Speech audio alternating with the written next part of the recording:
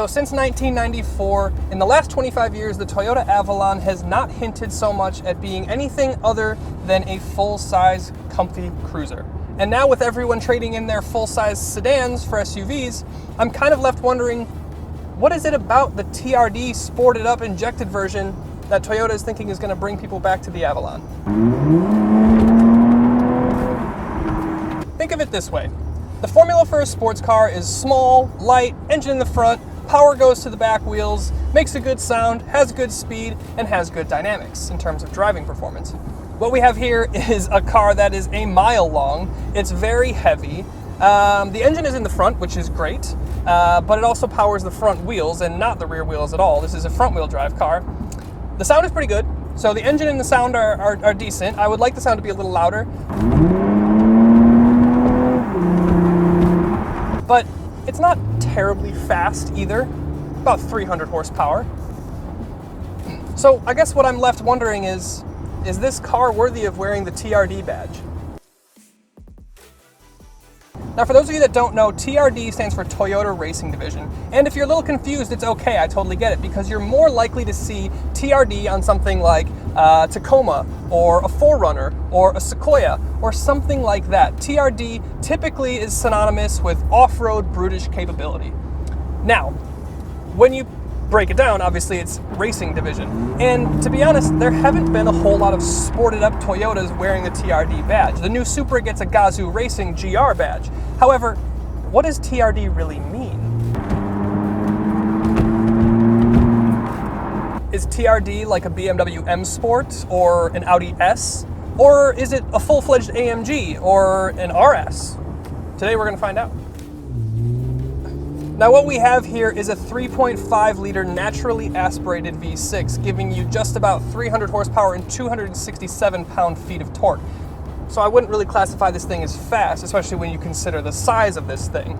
Now, I wouldn't necessarily consider this thing loud either. It has a really nice sounding exhaust note. Down low it sounds really good. In the mid-range it drops off a little bit, and then all the way rung out it sounds pretty good. But I would just like it to be amped up a little bit. One place this car is extremely loud is in the looks. The bright red body with the big black mesh grille, the long side skirts with the big black wheels and the red painted brake calipers peeking out from behind the wheels makes this thing look incredibly aggressive. Not to mention the big dual, it almost looks like brushed aluminum or brushed stainless steel exhaust pipes out the back. This thing looks pretty mean, and I guess that's why I'm a little bit confused looking at it and driving it. Now, one of the things that we talked about in terms of the formula of a sports car is dynamics, i.e. the ability to turn and handle its own mass around a corner. And this is actually, despite it being front-wheel drive and despite it being incredibly long, that is one place that this car does not let me down. It's snowy, it's icy. You can see that from the driving shots that I have here. The fact of the matter is this car grips incredibly well. The body and chassis is controlled incredibly well. There's not a lot of feedback from the steering wheel, but I have so much confidence pushing this thing in a corner that I didn't feel like I should really have in a front-wheel drive Toyota. There's something about the stiffened up dampers and revised suspension on this TRD model that really put this thing over the top in terms of dynamics. That's something you wouldn't think about from something this large. So is it a sports car? No, not really. It's more for the husband or wife who, want something reliable and they want a kid carrier, but they want it to have a little bit more personality and pizzazz.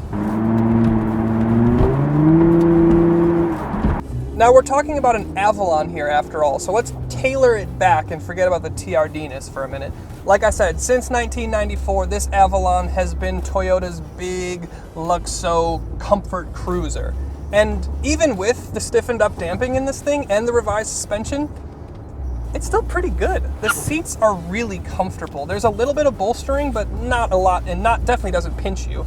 Additionally, going over bumps, unless it's a huge crater like you'll find in downtown Milwaukee, the car composes itself just fine. It's really, really comfortable. Here's my ultimate take. If they had gone a little bit more conservative with the styling, and I know this is still more conservative looking than the Camry, but if they had gone a little bit more conservative with the styling, I think I would like this thing a lot more. The problem for me is that from the outside, it looks so crazy and it looks so aggressive that I feel like I want it to perform just a bit more. And yeah, it's a 3.5 liter naturally aspirated V6, and that's fine, but I think this thing could do with another 100 pound-feet of torque. Throw a turbo on this thing, you might come into some reliability issues, and that's not really Toyota's thing, but you would get so much more engagement from this thing. Or make it a 4 liter and see if you can get those horsepower figures up to 400. Now, speaking of styling, let's talk looks.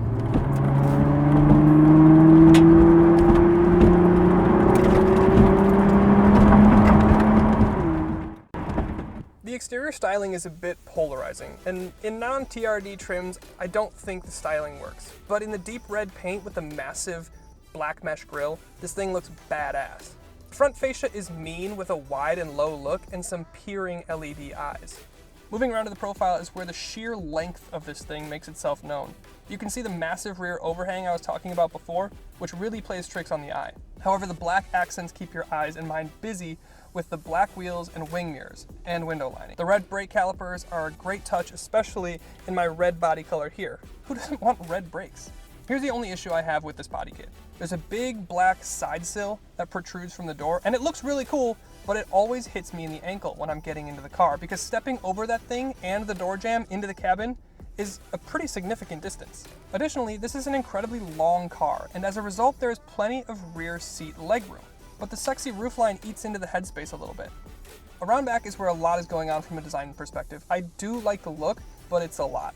Black molded lip spoiler above the full width LED taillights look pretty nifty. The TRD badge adds some muscle, and the rear bumper is a sharp and angular look. But the standout feature, and you can't miss it, is the almost brushed steel looking exhaust that I mentioned earlier. It looks great and it sounds good, but I wish it was a little bit louder. Moving inside, the trunk is nice and big as you'd expect, and the seats split to accommodate longer items. The rear seats, as I mentioned, have tons of space in the legs, but are a little tighter in the head area. Up front, the cabin is standard with, not a whole lot of TRD stuff happening aside from the embossed logo on the seats. The seats are actually really good and a mixture of leather and suede. They're very, very comfortable. Red stitching on the steering wheel and another TRD embossed logo on the shifter is about where your extra TRD money goes. The rest is pretty standard Avalon. That's not a bad thing though. Everything is ergonomic and makes sense. The safety system is great. With adaptive cruise and active lane keep assist, this thing basically drives itself. Also, Apple CarPlay, Android Auto, wireless charging, and the usual suspects are here, as it's closing in on 45 grand. It really should. There are some things that I think are still a little chintzy at this price range, like some of the plastics, but you do get a good amount of car for your money. Now let's jump outside for final thoughts. So the 2020 Toyota Avalon TRD. It's a big, comfy cruiser that's been juiced up. And ultimately, here's what it comes down to for me. It looks fantastic. It looks incredibly aggressive, incredibly sharp, but behind the wheel, it just doesn't quite have the same bite to go with that bark. I mentioned it behind the wheel, and I'll mention it again here. I think this thing could really use a turbocharger or a twin turbo to get your torque up probably around the mid 300s. At the very least, maybe a little bit more displacement to get the horsepower up to about 400 horsepower. I think that would really transform this thing and really validate and justify spending almost 45 grand on something like this. Now, it's going to be incredibly reliable, it's incredibly spacious, it's very comfortable, it's still an Avalon at heart, but to make it look this crazy and to put the TRD badge on, I'd like it to have a little bit more juice. Maybe there's a GR version coming, I don't know, but wouldn't that be something? In any case, I hope you guys really enjoyed this video and you really enjoyed seeing some of the racier things that Toyota's doing. I really appreciate that they're doing this. If you'd like to see more right now, go ahead and click on the info card up here where we have Halo Wars, the Lexus LC500 taking on the BMW 8 Series. And down here we have the classic German showdown, AMG versus M in their small SUVs.